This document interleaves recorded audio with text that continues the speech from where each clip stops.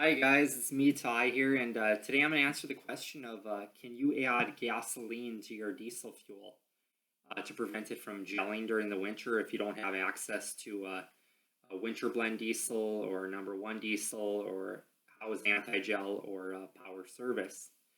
And the answer is yes, you can. Actually, where a lot of this came from was in 1981 and 1982. In the owner's manuals of the Volkswagen Rabbits, they had diesel engines in them. It says right in the owner's manual that if you don't have access to a winter blend fuel, you can add up to 25% gasoline to those to your diesel fuel tank on those.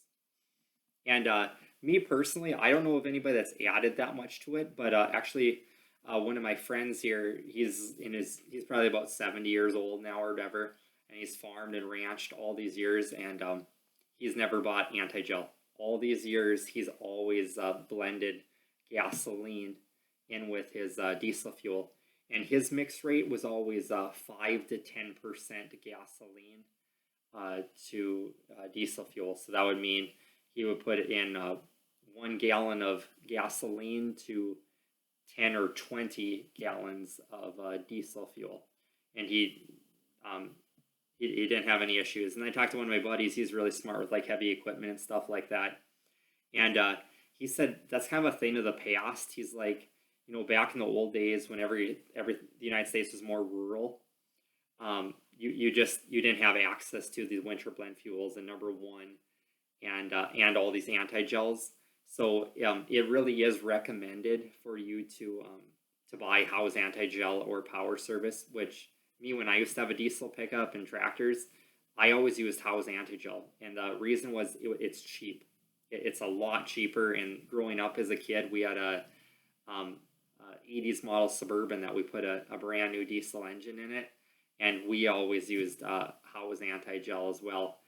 And then like my grandpa, when you actually did gel up a tractor or anything like that, so it's too late at that point, he would always dump in a 911 power service. And what that does is it actually degels the engine. So it's not actually meant to be in there for preventing the gelling. It's meant to be put in there when you already have a gelled up tractor or pickup. And of course, when he would do that, he would have to change out the fuel filter on it. So yeah, I hope this answers you guys' question. On especially the older diesels, it is okay to put mixed gasoline in there, but I would definitely not do over 1 gallon of gasoline to 10 gallons of diesel fuel. From what our friend's experience has been over the years, I've never heard of him saying ever put in any more than that. But as for like these newer engines, I don't know if I'd want to put the gasoline in there, just because with like the newer Chevys, they have, back in like 2009, they already had the diesel particulate filter. And I remember at work we used to have we had a brand new 2009 Duramax, and every once in a while the guys would put higher sulfur fuel in it. It always said low sulfur fuel, and that tractor was, or that new pickup was always in the shop for the DEF filter being plugged with that sulfur in there. And then also your newer diesel fuels, they're a lower sulfur, and that sulfur, that gives you more horsepower, but it also increases lubrication, and that's how your diesel fuel injection pump is lubricated.